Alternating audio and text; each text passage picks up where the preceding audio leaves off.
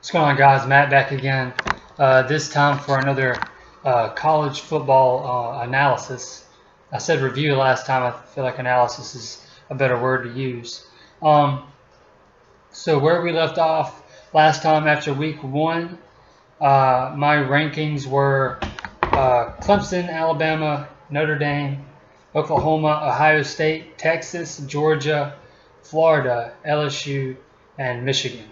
That was my top 10.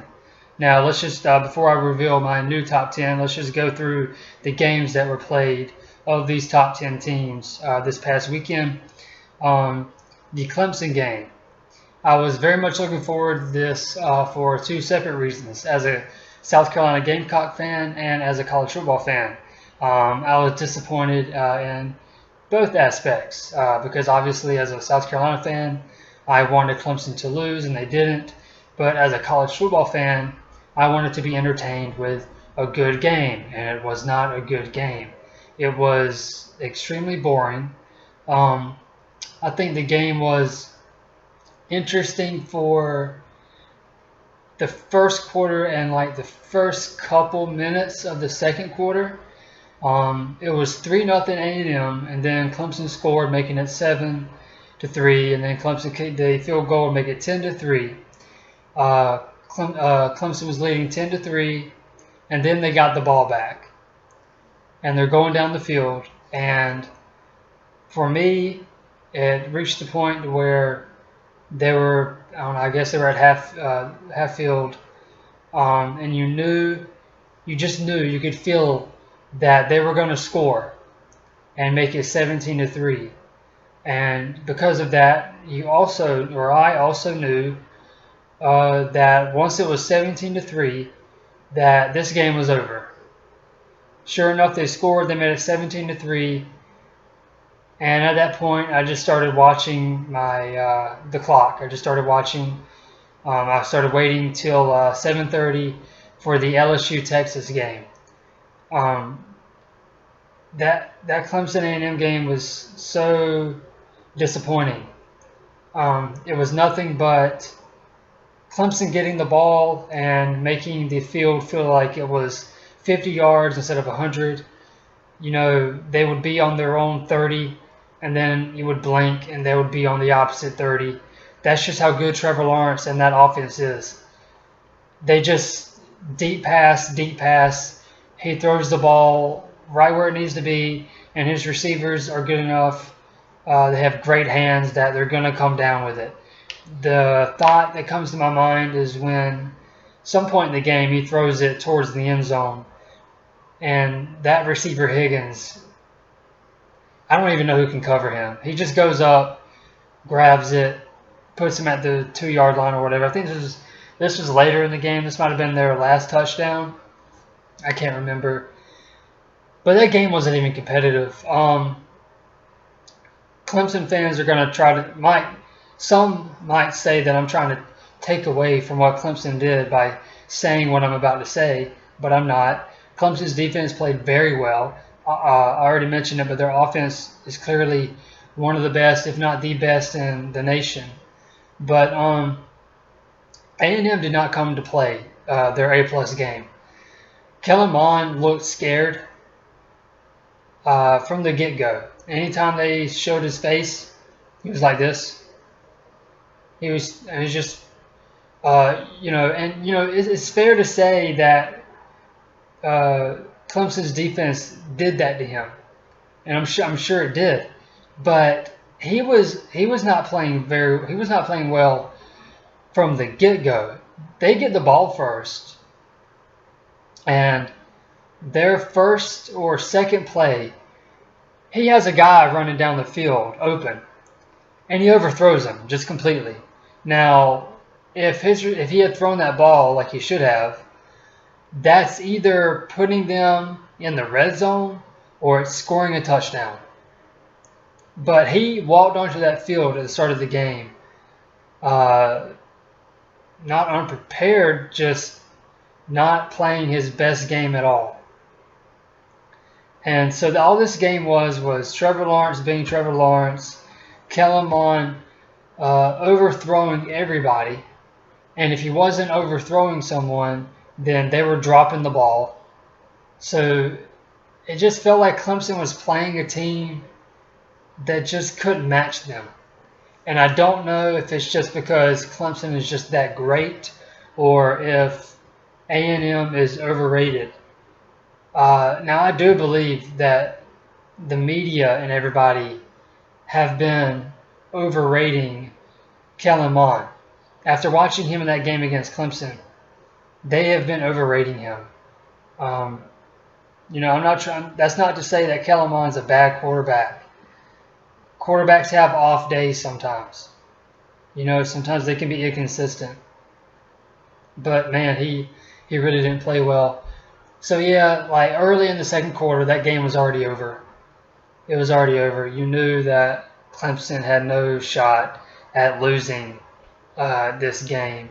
So I was just watching the clock, waiting for 7:30 for the LSU game.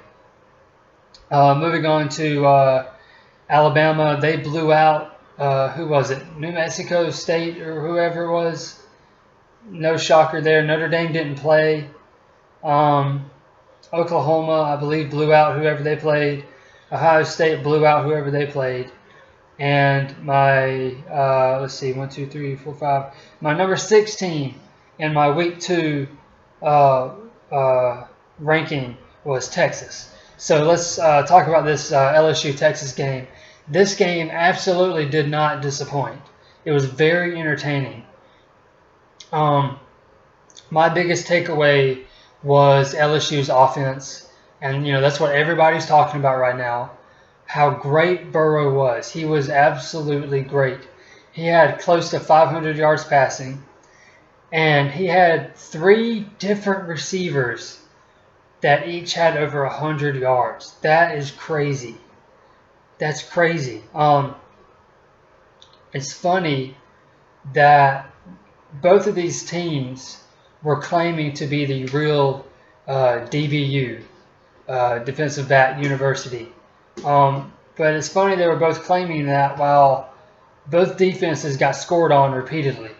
So I don't know if either one is really DBU or if both offenses are just that great. Texas is a part of the Big 12. The Big 12 has been known to be the conference that doesn't play defense. So we don't know if LSU's really good offense was going up against a defense that is average or not. We'll obviously find out going forward. There's a lot of season left to be played. But this game, LSU got up 20-7. I think that was the halftime score. And then from that point on, Texas scored to make it 20-14. And from that point on, it just became a race to the finish line, with Texas being right on the heels of LSU the entire race. It was just scoring left and right, big passes, big touchdown catches. Very, very entertaining for a college football fan. But yeah, my biggest takeaway was LSU's offense. Even bigger than that was their quarterback Burrow, who right now I think you would have to say, unless I'm completely overlooking someone, that Burrow is the best quarterback in the SEC. I think you would have to say that at this point. He's absolutely impressed everyone with how he played Saturday night. But let's go ahead and move forward. The number 7 team I had in my ranking was Georgia. Georgia played some cheap team, I can't remember. They blew them out. Florida also played a cheap team who they beat. I'm not sure what the score was. And then my number 9 team was LSU, who I just talked about. And then number 10, Michigan. So let's talk about Michigan for a second. They played Army, who's known for running the ball, running down the clock, and basically just kind of choking out the teams they play. Now, this was obviously not a good look for Michigan. almost lost, went to overtime. Probably should have lost. Army had a 14-7 lead. They were at the goal line. They were at the 1 yard line, I believe, when their running back jumped off or had a false start. It pushed them back. They ran a play, didn't get the touchdown, and then it was third and goal.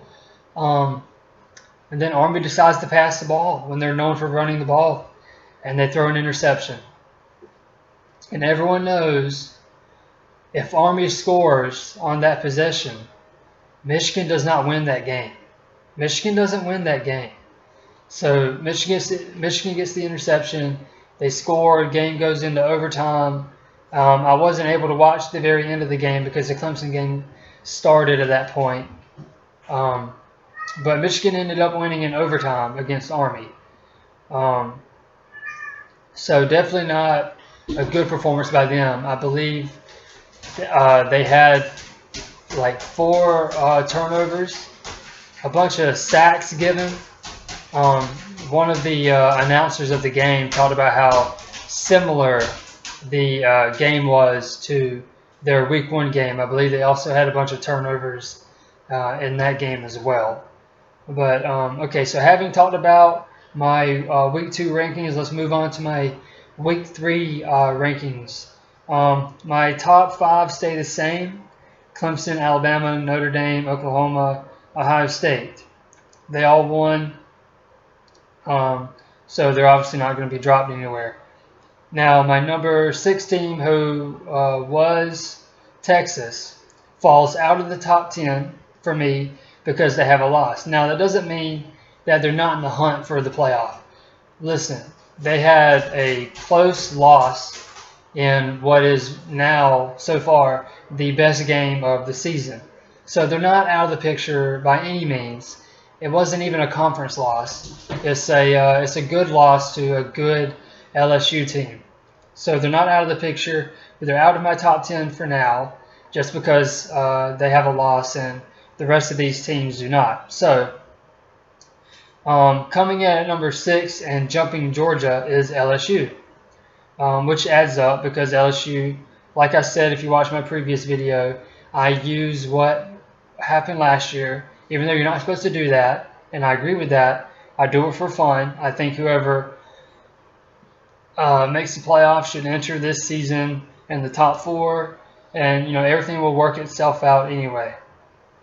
Because Notre Dame and Georgia are in my top 10. They play in Week 4, so whoever loses that game is going to be out of the top 10. So yeah, I have LSU now at 6. I have Georgia behind them at 7. I have Florida at 8. Now listen, I do not believe Florida is a top 10 team. They didn't look good against Miami. I didn't watch their Week 2 game, but they did not look very good against Miami. Eventually, Florida will lose and they will exit my top 10, but they haven't lost yet. They're 2-0, so they remain. After Florida, I have Michigan. I already talked about them. They didn't look like a top 10 team because they had so many fumbles in their first 2 weeks. And like I mentioned previously, they almost lost to Army. And coming in at number 10, because Texas dropped out, I have to introduce a new team. I have Auburn. I have Auburn because other than LSU, who now has the best win, Auburn also has the best win, beating Oregon in Week 1. Now, I did see that they played a cheap team that I can't remember and only beat them 24-6, which is not impressive. But like I said, they didn't lose. So I can't disregard them just because they haven't lost a game. So just to recap, Week 3 rankings: Clemson, Alabama, Notre Dame, Oklahoma, Ohio State, LSU, Georgia, Florida, Michigan, and Auburn. Those are my rankings for Week 3. Looking ahead to this weekend, to the Week 3 games, last night I went and looked to see what the big games were. And I didn't see anything. Week 3 looks to be very boring.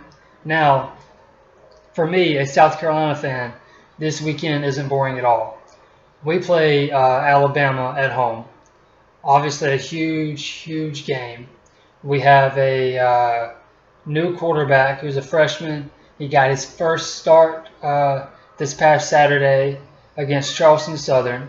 I wasn't able to watch the game because I don't have the SEC network, but I had my ESPN app and I had the play-by-play going. And from what I saw in that and from watching other people talk about the game that were able to watch it, Hilinski looked pretty good. We kicked the crap out of him, as we should have, 72-10. I was hoping we could get into the 80s, maybe even get 90 points on him. That would have been really great. But, it's so hard to judge from a game like that because the defense that Hilinski is going to be going up against this weekend with Alabama is, I don't need to tell y'all, is so much higher than a Charleston Southern team. But who knows? It's an extremely huge question mark for me going into this game. I just want us to sling it around. Just play with your hair on fire. Play like you'll never get an opportunity to play football again. And hopefully just try to stay in the game to the second half and try to put yourself into a position to win. Thank God it's at home and not in Alabama. I don't know. I'm looking forward to it just to see what we're made of, because the North Carolina game now feels like, like our team, the team we have now didn't play that game. We have an entirely different quarterback. Not to say that we're better. I do think we're better. Hilinski, from what I can tell, is more confident than Bentley was. Bentley never seemed to be extremely confident in himself, and he was very inconsistent. I hate that he broke his foot. I hate that this is his senior year. We were all looking for him to finally be a good, consistent quarterback, and he didn't impress anyone with his performance in the North Carolina game. The rumors I'm hearing is that he broke his foot not on the last play of the game, but by actually kicking a locker after the game. I'm not sure what's true. I saw a video online of him after the game, right after the game while he was still on the field, where he is walking around fine. And that video supports the idea that he kicked the locker, but I have no idea. He could have broken it on the field. No one knows except the people that are involved with the team and would be in that locker in the first place, in that locker room in the first place. But yeah, those are that's my week 3 rankings. I look forward to our game against Alabama. I couldn't find another game to look forward to. I really wish that those in charge of scheduling would try to at least give us college football fans one top 10 matchup a week, at least one a week. This past weekend, we had the Clemson A&M game and the LSU Texas game, which everyone was looking forward to. That makes college football really fun when you have games that you can look forward to every week. If you watch college football, you know that the week before rivalry week is typically the week where everyone's playing cheap teams, and it's just like a weekend where that you can just kind of skip. And other than our game against Alabama, I really don't know what games I'm really looking forward to. But if there is a game that I'm missing that I somehow didn't see when I was looking them up last night, please let me know in the comments below. Also, let me know if you agree or disagree with anything in my rankings. Let me know if I missed anything. And please hit the subscribe button, hit the like button, hit the notification bell for future videos, and y'all have a good one.